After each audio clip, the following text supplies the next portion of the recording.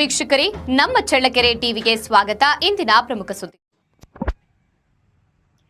ಪ್ರಜಾಪ್ರಭುತ್ವದ ಪವಿತ್ರ ಗ್ರಂಥ ಸಂವಿಧಾನವನ್ನ ನಾವೆಲ್ಲರೂ ಗೌರವಿಸಬೇಕು ಎಂದು ನಾಯಕನಹಟ್ಟಿ ಪೊಲೀಸ್ ಠಾಣೆಯ ಪಿಎಸ್ಐ ಜಿ ಪಾಂಡುರಂಗಪ್ಪ ಹೇಳಿದ್ದಾರೆ.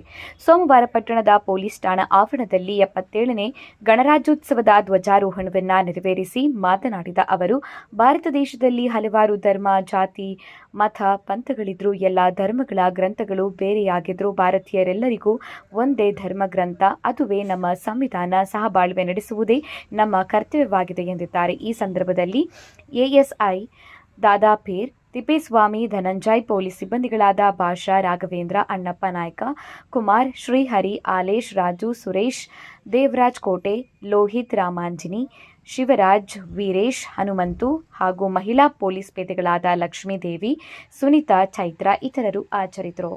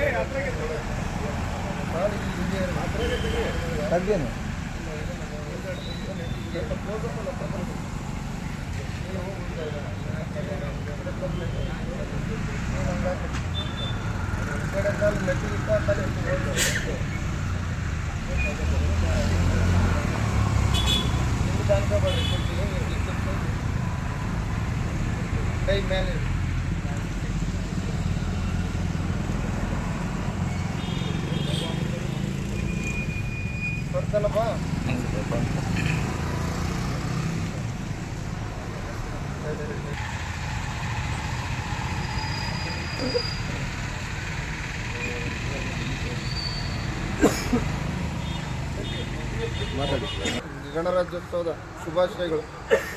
ಏನಿಲ್ಲ.